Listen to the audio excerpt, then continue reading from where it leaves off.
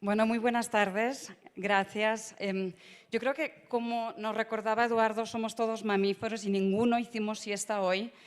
Dada también la cantidad de información que hemos recibido, yo creo que estamos ya en un punto de saturación casi que total. Entonces voy a procurar ser breve, concreta y centrarme en cosas que no se hayan dicho hoy, porque la verdad es que recibimos mucha información muy relevante. Pero dicho esto, no quisiera dejar de contarles que estoy muy feliz de volver a estar en Colombia después de varios años sin poder venir y reencontrarme con viejas caras conocidas, viejos amigos y también nuevos amigos de Zoom de estos últimos años de pandemia. Realmente muy bonito estar aquí. Y para entrar en materia, sí quisiera contarles sobre programas de trabajo con familias, retomando un poquito la primera presentación del profesor Heckman y cómo pueden contribuir a mejorar el desarrollo infantil promoviendo interacciones efectivas en los hogares. Estos programas realmente se centran en no solo transmitir información, pero sino demostrar a las familias, madres, padres, familias extendidas. Nos hablaba también el profesor Heckman del rol de las abuelas en China, por ejemplo, de su rol crítico en promover juego en los hogares y a través del juego promover mejores interactivas y, en últimas, promover desarrollo tanto cognitivo como de lenguaje, como socioemocional, como motor. Todas las áreas del desarrollo son importantes, se articulan entre sí y contribuyen, se potencian las unas con las otras. Hemos hablado de la importancia de la nutrición, el apego y el cariño, el amor, la estimulación para promover desarrollo, cómo todo esto se traduce en mejoras en el desempeño escolar, y lo cual finalmente nos conduce a mejoras en el desempeño en la edad adulta, también salarios más altos, menores actividades delictivas, conductas de riesgo, mejor estado de salud. Hemos visto todo esto, pero dado esto, entonces yo quisiera, hemos hablado mucho de los retornos, la importancia de la inversión en la primera infancia, dado su alto retorno. Entonces quisiera que reflexionáramos un poquito y nos preguntáramos, bueno, ¿qué tal nos va en la región en términos de promover niveles de desarrollo? Y las buenas o malas noticias, según se mire, es que nos va igual de mal que al resto del mundo. Y hay brechas fuertísimas en desarrollo que se abren desde los primeros años de vida. Estos son datos con representatividad nacional para Ecuador y para México, de la Encuesta Nacional de Salud y Nutrición de 2018, justo antes de la pandemia, y lo que muestran las barras son el rezago acumulado en desarrollo de lenguaje por año de edad, comparando niños cuyas mamás tienen educación superior o más y niños con mamás con primaria. Vemos que no hay diferencias en ninguno de los dos países a los 24 meses, a los 2 años, pero a partir de los 3 años se empiezan a abrir diferencias de forma dramática, tal que a los 5 años los niños con mamás de menor nivel educativo tienen un rezago en lenguaje equivalente a 1 año y medio. Es decir, a los 5 años tienen el nivel de lenguaje equivalente a un niño de 3 años y medio en estrato 5 y 6. Eso es lo que muestran estos gráficos. En términos de palabras, lo que esto quiere decir es que si estas son las palabras que dice el niño con la mamá en estrato 5 y 6, mamá con educación superior, estas son las palabras que dice el niño cuya mamá tiene solo educación primaria. Entonces, antes de entrar a la escuela primaria ya están en una situación de fuerte desventaja. Y estos gradientes, estas brechas tan fuertes, las vemos en México, en Ecuador, las vemos en Colombia, las vemos en el mundo entero, lamentablemente, y estas son las estrategias. Aquí es donde tenemos que actuar. Y claro, luego llegó la pandemia y no hizo más que complicar las cosas y agravar todas estas brechas. Es por ello que la oportunidad, la necesidad de la que nos hablaba Lynn esta mañana son tan importantes. Estamos en una situación peor de la que estábamos hace unos años debido al fuerte impacto que ha tenido la pandemia en los niños. Nos contaba Lynn que hay 1 millón de niños que han entrado en situación de pobreza, medio millón, perdón, en Colombia. Muchos niños afectados por problemas de salud mental, socioemocional. Creo que la cifra es 60% que reportaban angustia durante la pandemia. También sus cuidadores han estado expuestos a mucho estrés, mucha presión. Eso les pone en una situación en la que no pueden cuidar. Los cierres de servicios educativos, de preescolares, pese a los esfuerzos por mantener mantener la atención de forma remota han conllevado fuertes pérdidas en aprendizaje. Datos de Chile y de Uruguay, que son los dos únicos países en la región que han podido contabilizar las pérdidas por COVID en términos de desarrollo cognitivo y de lenguaje, muestran, sí, con datos longitudinales, encuestas longitudinales que ya tenían de forma presencial, pudieron medir desarrollo y muestran retrasos en desarrollo equivalentes a quitarle 5 años de educación a la mamá. Entonces estamos pensando, si volvemos a los gráficos, retrasos equivalentes a tal vez 1 año de edad. Entonces la gravedad es real. Las buenas noticias, como hemos ido viendo a lo largo del día de hoy, es que hay un espacio para la acción, para cerrar brechas, para cambiar trayectorias de los niños. Este es el rol no solo del gobierno, sino de la sociedad civil, de la academia, de todos los varios actores, también la banca multilateral, para actuar. Hay varias estrategias de acción. Se han aludido a ellas esta mañana. Está la inversión, bueno, y a lo largo de la tarde también, inversión en el entorno, en el ambiente, calidad del agua, saneamiento, salud, programas de ingresos, de transferencias de ingresos, como es el caso de Familias en Acción en Colombia. Hemos hablado muy poquitito, Lina ha aludido a los centros, pero se ha hablado poco de centros a lo largo del día. Pero muy importante también el rol que juegan los hogares comunitarios, los centros de desarrollo infantil, los preescolares y, por último, los programas de trabajo con familias en los cuales quisiera centrarme ahora. Y quisiera contarles la historia de éxito del modelo el modelo de Jamaica, del que nos hablaba el profesor Heckman esta mañana, y cómo pasó de ser un piloto chiquito en Jamaica en los 80 a implementarse en forma piloto con un diseño que pretendía ser escalable en Colombia y cómo acabó siendo y es en la actualidad programa que se implementa a escala nacional en Perú como parte del servicio de acompañamiento a familias del programa nacional Cuna Más. Y después de contarles la historia de éxito, me gustaría mucho centrarme en los temas de implementación para pensar un poquito en qué hemos aprendido después de todo este trabajo y de la réplica del modelo en varios lugares del mundo. Entonces, regresemos a Jamaica en los años 80. Tres trabajadoras comunitarias sin ningún conocimiento previo en desarrollo infantil, eran para profesionales del sector salud, visitaron a familias con niños con desnutrición crónica. El estudio eran 129 familias, 2/3, unas 64, 65 familias recibían visitas semanales de juego en su hogar. En estas visitas, las facilitadoras, las trabajadoras comunitarias, usaban materiales muy sencillos, diseñados con elementos del entorno, con lo que había en el hogar, en la inmediatez del hogar, y esto para facilitar la apropiación por parte de las familias, y proponían una serie de actividades de juego muy estructuradas, muy adecuadas al nivel de desarrollo del niño y que se apoyaban mucho en materiales de juego. Eran realmente visitas de juego.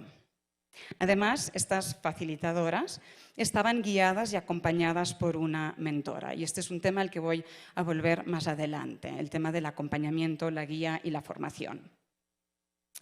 Los impactos de estas visitas semanales de 1 hora de juego, lo hemos visto ya en la mañana, fueron importantísimos en el desarrollo de los niños. En el corto plazo, la línea azul son los niños del grupo de control que no recibían visitas, la línea roja son los niveles de desarrollo de los niños en el grupo de tratamiento que sí recibieron 2 años de visitas semanales, y aquí tenemos un grupo de niños sin desnutrición crónica que se usa en el estudio como grupo de comparación.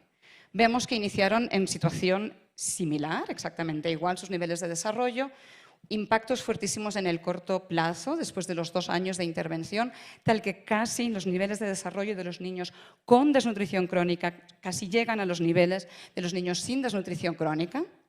Y muy importante, y esto es lo que ha generado tanto interés en la disciplina en este estudio, es que los impactos se han sostenido en el tiempo. Esta medición es a los 22 años, pero los últimos resultados La última medición ha sido a los 31 años, ya como adultos estos niños, esos niños, ahora ya adultos, mantienen niveles de coeficiente intelectual mucho más altos, tienen mejoras en su función ejecutiva, completaron más años de escolaridad, tienen mejores indicadores de salud mental, se han involucrado en menores actividades de riesgo y están en trabajos mejores, ganando un 37% de salarios más altos.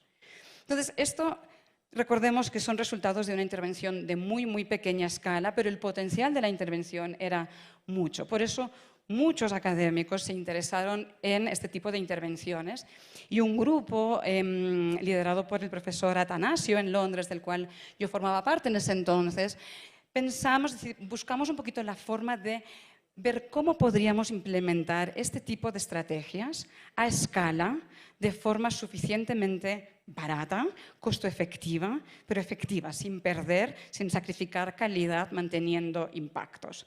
Y es por ello que en 2007-2008 trabajamos con Familias en Acción aquí en Colombia en el diseño de la versión escalable y piloteamos la versión escalable del modelo de Jamaica. Bueno, la intervención fue un poquito más corta que en Jamaica, 18 meses de visitas semanales que estaban implementadas por las madres líderes de Familias en Acción. Y esto es muy importante porque era la estrategia para lograr la escalabilidad, la llegada a todo el territorio y no solo eso, sino porque las madres líderes ya están allá.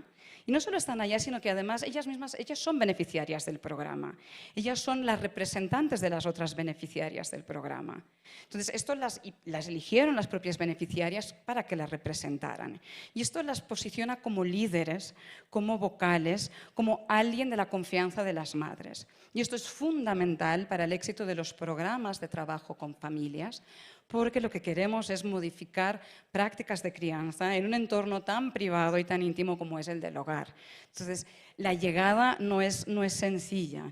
Y lo que quieres también, los programas no son exitosos y la sostenibilidad de los impactos en el tiempo no viene por la hora de visita, sino porque algo cambia en el hogar. Entonces, quieres que haya esta apropiación, este entrañamiento, esta adopción de todas estas mejores prácticas por parte de las familias. ¿Y quién mejor que alguien como tú, que te conoce, que te comprende, para traducir esto? Pero obviamente las madres líderes de Familias en Acción, si son como sus pares, no tienen una formación especializada en desarrollo infantil tampoco. Entonces es importante formarlas, capacitarlas y acompañarlas a lo largo del proceso de implementación de las visitas. Entonces, como en Jamaica, también para el tema del acompañamiento incorporamos este rol de la mentora, pero por cuestiones de escalabilidad, si en Jamaica había una mentora por 3 facilitadoras, aquí a escala cada mentora estaba a cargo de 24 facilitadoras. Un ratio mucho mayor que nos dimos cuenta, ex post, de que era demasiado grande. Pero era parte del ejercicio en el que estábamos. No obstante, los impactos, hicimos una evaluación rigurosa, aleatorizada, 96 municipios repartidos por 7 departamentos de todo el país. Había un grupo que recibía también suplementación nutricional. No hubo impacto en desarrollo del grupo que fue suplementado, pero sí de las visitas. Los impactos en desarrollo, en cognición y lenguaje específicamente fueron tales que cerraron en casi un 30% la brecha que hay entre niños en hogares vulnerables y no vulnerables en Bogotá. Y esto nos llevó a Perú. La presentación de resultados de Colombia coincidió con la campaña y la llegada al poder del presidente Humala en Perú en 2012. Durante la campaña, el presidente Humala había indicado que de ser elegido desarrollaría un programa de desarrollo infantil a escala en todo el país. Ganó y tuvo que responder. Y recientemente estuvieron estos resultados, se hicieron públicos en una presentación aquí en Bogotá. Y mostró mucho interés, llamó al banco a que le ayudáramos a diseñar y a construir desde cero lo que actualmente es el Programa Nacional Cuna Más y el Servicio de Acompañamiento a Familias. Algo que es importante y que marca la agenda de la política pública en Perú es que el Ministerio de Finanzas, la política pública opera bajo un marco de presupuesto por resultados. Entonces, Finanzas está como garante del diseño y ejecución e implementación de programas de calidad que muestren resultados. Y pidió a CUNAMAS que mostrara resultados para conseguir financiamiento permanente. Entonces, el programa tenía muy poquitos años para diseñarse, desarrollarse, implementarse, crecer y mostrar resultados. Las buenísimas noticias es que CUNAMAS hoy sigue operando en el país. El servicio de acompañamiento a familias tiene un alcance de 116.000 familias en zonas rurales por todo el país. Atiende a niños de 0, mujeres gestantes y niños de 0 a 36 años. Si bien la focalización está muy centrada, para enrolarte tienes que ser menor de 24 meses y hay un criterio de focalización fuerte en zonas muy vulnerables con altos índices de desnutrición. CUNAMAS apostó por la calidad y del aprendizaje de Colombia mantuvieron unos ratios un poquito menores. Facilitadoras, señoras de la comunidad, son las facilitadoras, en su mayoría mujeres, pero también hay hombres. Cada una de ellas a cargo de 10 familias y cada una de ellas acompañadas por una mentora. Cada mentora tiene a su cargo 10 facilitadoras.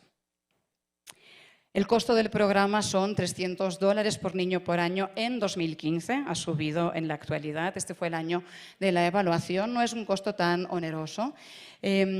Como nos pidió Finanzas, hicimos junto con ellos una evaluación de impacto bien rigurosa en la que se midieron más de 5.000 niños repartidos en 360 distritos en todo el país, en azul los de control, en naranja los de tratamiento.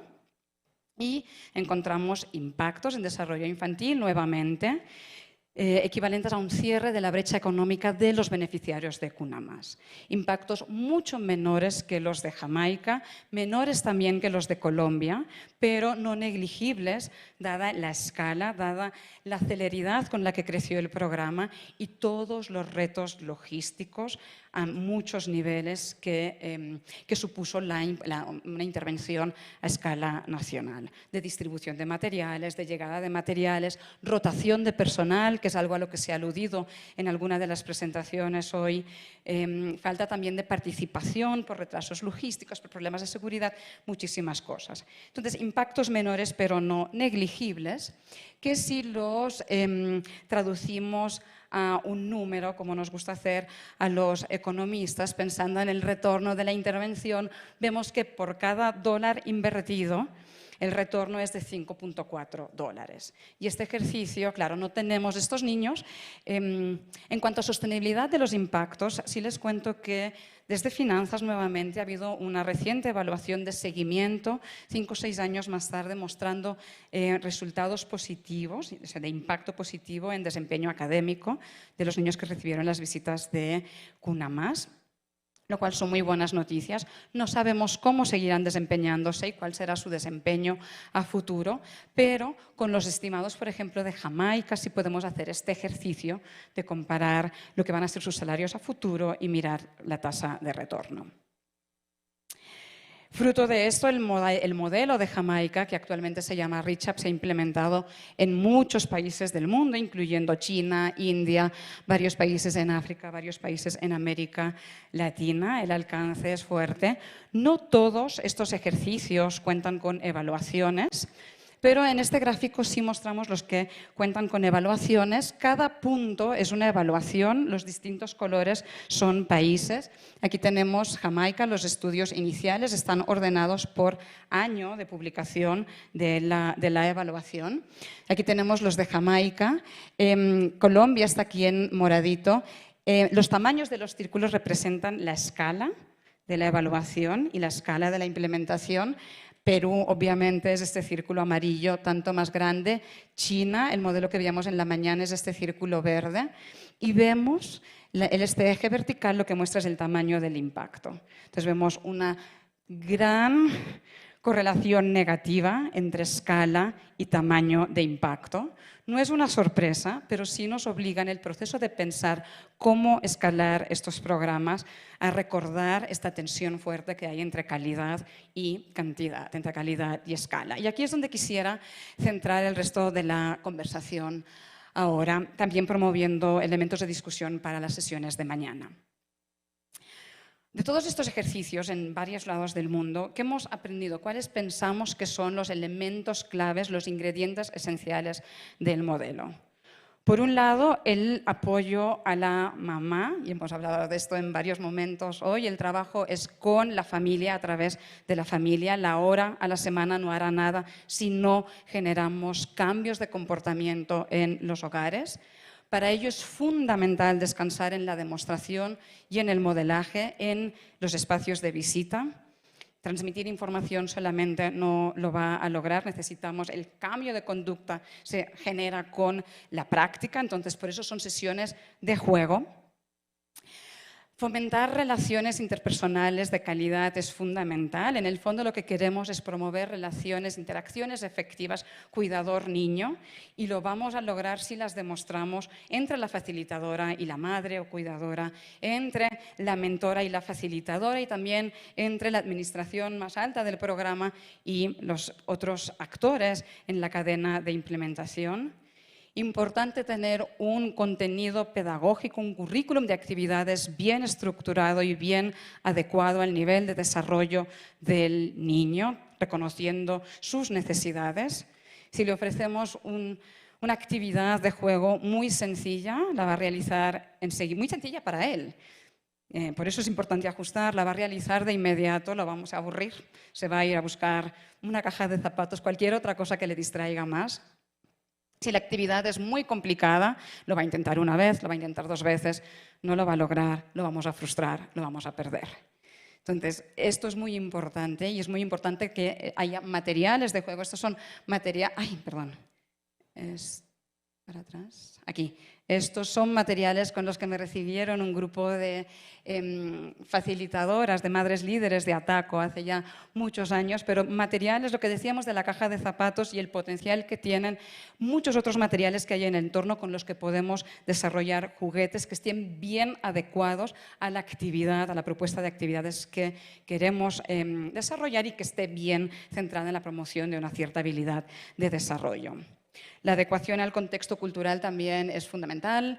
Aquí trabajamos, ¿no?, escenas de la sierra colombiana. Esta escena, por ejemplo, corresponde a Ecuador, reflejando la realidad a la que está en el entorno de los niños, y, por descontado, una adecuada formación y acompañamiento de facilitadoras y mentoras. La inversión en talento humano es fundamental, voy a volver a esto. Y último punto que señalo es que las sesiones tienen que ser divertidas, porque no deja de ser sino un programa de promoción de juego. Entonces me dirán, bueno, son muchos puntos, Marta, son 7. ¿Cuál descartamos? Y la respuesta es ninguno, ninguno. Y hemos dado muchas vueltas a estos elementos, pero todos son imprescindibles. Y claro, escalar sin sacrificar ninguno de estos puntos es muy difícil, y esa es la pregunta que tenemos que responder. ¿Cómo podemos implementar a escala con la calidad suficiente? Y mis mejores respuestas, después de mucho diálogo con muchos expertos y con muchas facilitadoras y con muchos grupos que están trabajando en estos temas, es necesitamos empezar por ajustar la intervención para poder ser implementada a escala. Entonces, queremos descansar en recursos locales, como hace CUNAMás con facilitadoras de la comunidad, como hicimos en Colombia con madres líderes. Entonces, talento humano local es muy importante. Eso no quiere decir que no necesitemos y debemos invertir en él, pero no la vamos a lograr si procuramos profesionalizar al país entero. No podemos desplazar de Bogotá, de Medellín, expertos, psicólogos profesionales a todo el territorio, pedagogos a todo el territorio. No va a pasar. Pero lo que sí tienen, y tienen ustedes en Colombia, es una red fuertísima de madres FAMI, de madres comunitarias, de docentes en todo el territorio por el que sí podemos apostar. También descansar en recursos locales en cuanto a materiales. Los problemas logísticos a escala, los problemas logísticos siempre son un dolor de cabeza, pero a escala son un dolor de cabeza inmenso. Una más, por ejemplo, querían poner todos los juguetes en un cajoncito de madera precioso con ruedas. ¿Cómo vamos a subir el cajón maravilloso con ruedecitas de madera? ¿Cómo vamos a hacerlo llegar a comunidades muy dispersas, a 4 horas en carro, a 5 horas en lancha? Ya saben de la realidad de la que les hablo. Hay que pensar muy bien las implicaciones de cosas en las que desarrollemos. Y si queremos invertir en el talento humano local, que personalmente pienso que debemos invertir en el talento humano local, entonces necesitamos reconocer cuál es su perfil y dotarle de las herramientas necesarias para que puedan desempeñar el trabajo que tienen que desempeñar, dado su perfil, al mismo tiempo que vamos fortaleciendo ese perfil. Y eso pasa por lo que les decía antes, actividades estructuradas, materiales concretos y mucha capacitación y acompañamiento. Me detengo aquí. Esta, por ejemplo, y se puede hacer. Esta es una ficha de Creciendo con nuestros hijos en Ecuador.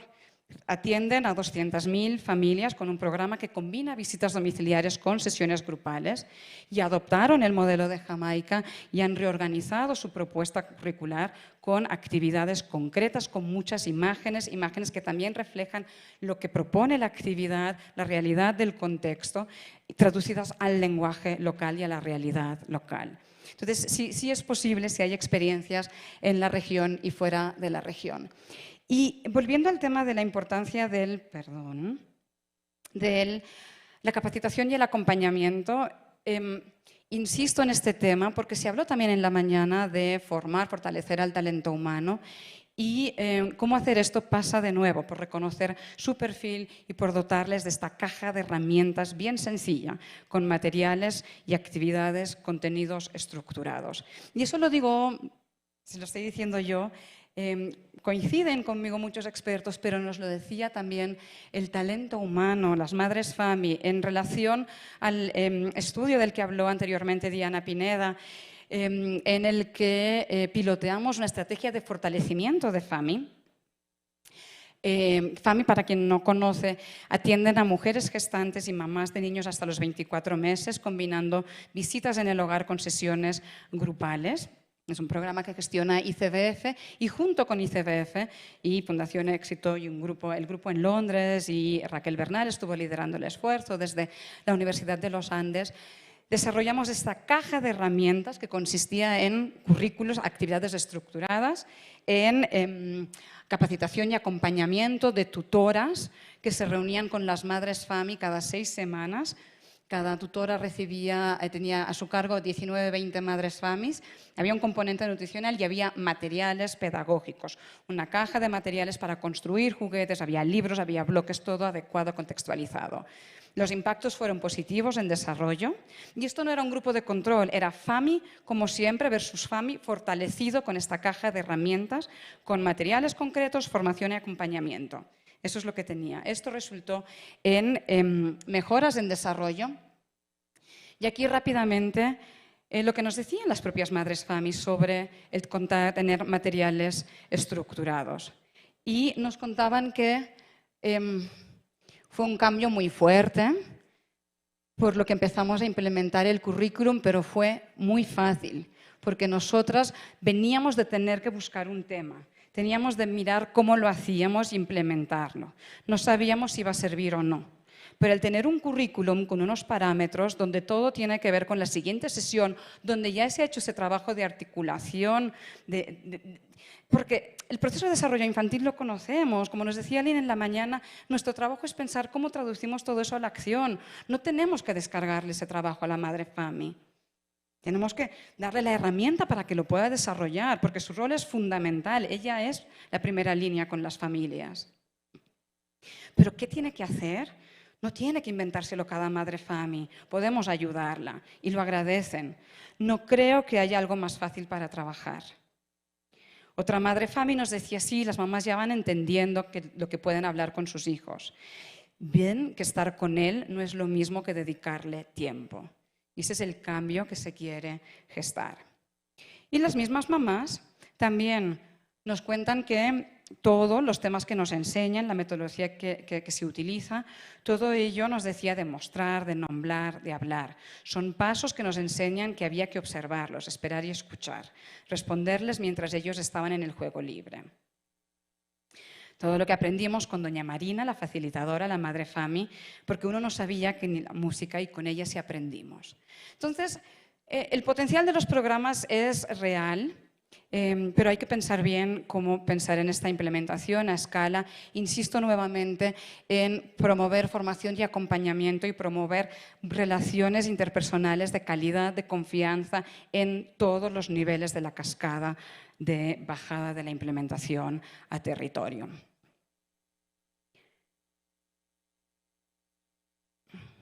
Segundo elemento muy importante es pensar en una adecuación cultural que sea comprensiva y que sea integral.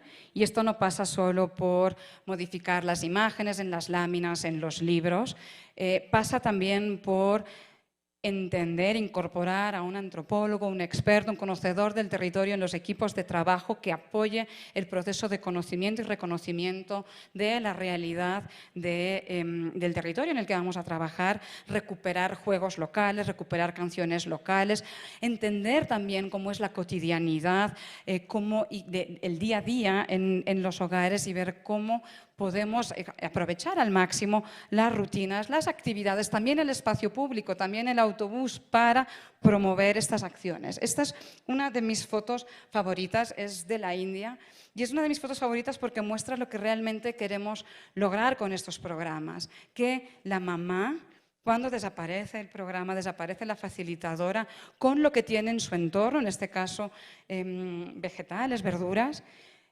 se juegue y promueva, por ejemplo, aquí en este caso, una actividad de emparejamiento. Entonces, parte de la adecuación al contexto cultural pasa por todo esto, entender esa realidad y buscar cómo integrar, entrelazar estas propuestas de juego en el día a día de las familias.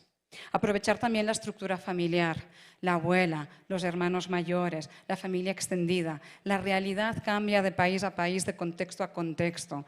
Nosotros, cuando hablamos mucho de programas de familia, hablamos mucho de la madre, pero en realidad la madre es el cuidador, es aquella persona que está involucrada y que pasa el máximo número de horas, de tiempo con el niño. Y no se trata de que diga, bueno, de 5 a 6 voy a jugar con el niño. No, se trata de que convierta todo el proceso, el día a día del trabajo con el niño en una experiencia de aprendizaje.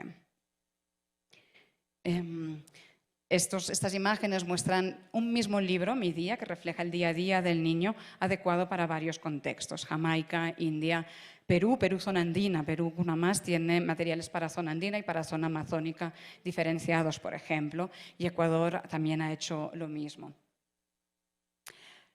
Otro elemento muy importante, pensar en la estrategia de implementación. Las visitas tienen que ser semanales, pueden ser quincenales. Hay cada vez más experiencias que muestran impactos muy similares a visitas semanales con visitas quincenales. Entonces, no tenemos por qué cerrarnos con un modelo fijo, podemos explorar. Pensar la duración de las visitas en función del tiempo que tengan las familias. La duración de la intervención, cuando iniciamos, nos dicen que cuanto antes mejor, pero como es un programa de juego, pensemos bien cómo vamos a trabajar con mujeres gestantes, con mamás de niños más chiquititos, con mamás de niños mayores, cuándo graduarnos. Muy importante el tema de las transiciones y no dejar a un niño sin un programa de visitas o de grupos si no podemos graduarlo en un centro de desarrollo infantil o en un preescolar. Y esa no es una realidad que esté garantizada en muchos territorios rurales. Entonces, pensarnos bien también cómo es esa transición y cómo hay una continuidad y una alineación de contenidos, pero también una continuidad en la prestación del servicio. El tema de los ratios, cuántas familias por facilitadora y cuántas facilitadoras por mentora para no sobrecargar al personal y para permitir un trabajo de calidad. Y esto también puede variar de contexto. En zonas más dispersas los desplazamientos son mayores. En zonas urbanas o en metrópolis los desplazamientos también pueden ser muy largos. Entonces, el ratio no tiene por qué ser igual en todo el país, en todas las regiones. Pensar también en modalidades alternativas grupos, cómo trabajar con grupos, cómo explotar las dinámicas del grupo. Claramente en un grupo atendemos a 10, 12, 8 mamás con sus hijos a la vez, entonces es más costo efectivo que la visita domiciliar. Experiencia reciente de la India nos muestra que sigue siendo igualmente efectivo. Ahora bien, los grupos son difíciles de manejar, las dinámicas pueden ser muy potentes, pero son 8, 10, 12 mamás con sus 8, 10 niños. Eso es un reto. Motivar la participación también es un reto, porque la mamá tiene que llegar al espacio del grupo en vez de tener a una persona que llega a su casa, lo cual le facilita la vida probablemente. El tema logístico de gestión de espacios, adecuación de esos espacios, etcétera. Pensar también en cómo podemos aprovechar todo lo que hemos aprendido durante la pandemia del uso de alternativas de llegada remotas y híbridas, cómo pueden ayudarnos también a alcanzar escala. Y tiene muy buenos ejemplos en Colombia con Mis Manos Te Enseñan, con Aprender en Casa. También cómo usar los medios de canales masivos, televisión, radio y las muchas otras alternativas que sean de innovaciones surgidas durante la pandemia. Y pensar en los centros. Los centros y también los hogares comunitarios y los centros de desarrollo infantil como espacios alternativos. Creo que es muy importante reconocer la realidad de cada territorio, pensar en cuál es la oferta disponible y buscar cómo complementar, cómo suplir estos vacíos de oferta con estrategias de intervención que respondan y que puedan responder en cada contexto. Y van a variar en función del contexto. Creo que ese es un mensaje también importante a considerar. Se ha hablado mucho de la evaluación, no, de la importancia de que haya un seguimiento, de que haya evaluaciones rigurosas cuando se pueda, pero al menos comprender qué es lo que funciona, qué es lo que no funciona, por qué está funcionando. Las evaluaciones de procesos también son muy útiles, muy importantes, nos ayudan a aprender también el por qué están pasando las cosas, complementarlas con evaluaciones cualitativas, recoger costos, para entender también, poder contrastar cuál es el costo marginal de cada uno de los elementos que estamos incorporando al programa y poder tomar decisiones de priorización que van a poder ser necesarias en una situación de espacio fiscal reducido. Y ya para concluir, simplemente, un poco repetir, ¿no? Cuando escalemos, hagamos mucha atención a no desviar el foco de atención de la mamá, del niño y de su desarrollo. Trabajar con expertos locales en múltiples áreas para que nos ayuden en temas de contextualización. Atención a no reducir el tiempo que se dedica a la capacitación de los equipos. Mantener también la intensidad y la calidad del acompañamiento con protocolos estandarizados. Preservar esta atención a las interacciones y a las relaciones, que al fin y al cabo es lo que queremos promover. Mucha atención a los aspectos logísticos, a ciclos de financiamiento. Y sobre todo presupuestemos adecuadamente para que podamos dar cumplimiento a todos estos temas anteriores. Y a modo, sé que estoy sin tiempo, pero a modo de conclusión, porque creo que es un poco resumen de cosas que se han dicho a lo largo del día de hoy. Algo que no se ha dicho es que se ha hablado mucho del retorno a la inversión en la primera infancia, pero la inversión en educación es menor de la que desearíamos. La inversión en el grupo 0 a 5 es mucho menor que la inversión en niños de primaria. Entonces, seamos consecuentes también con el comprender y aceptar el importante retorno, la inversión en este grupo en azul, que es mucho menor que la inversión en el grupo en amarillo, que no deja de ser deficiente. Algo de lo que hablaba Lynn en la mañana, la arquitectura institucional en primera infancia es precaria y por eso lo que quiero decir es lo que hemos dicho, no hay una coordinación inadecuada. Está el Ministerio de Salud, el Ministerio de Desarrollo Social, está ICBF, está Educación, está Planeación. Cada quien ve su pedacito de la película, pero el niño es solo uno. Es muy importante articular servicios, pero atención con eso, porque articular no quiere decir cargar a un mismo servicio de múltiples cosas. Y eso es un reto y es un riesgo. Un mismo programa no puede dar respuesta a todo. No es un árbol de Navidad al que le vayamos colgando. Bueno, si seguimos colgándole bolas, entonces va a colapsar.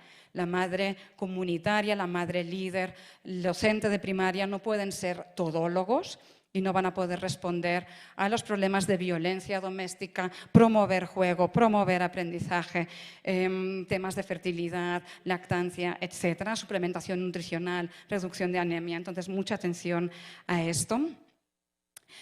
Volver a insistir en la importancia del talento humano y tener en cuenta aspectos no solo de formación y de capacitación, pero pago, condiciones laborales. Esta es una discusión que creo que también hay que retomar en las mesas. Y por último, el tema de la evaluación, recalcar esa importancia. Y el tema de la medición del desarrollo infantil, que no se hace de forma sistemática y comparable en el mundo. Es algo en lo que se está trabajando a raíz de los objetivos de desarrollo sostenibles para 2030, pero queda mucho trecho por recorrer.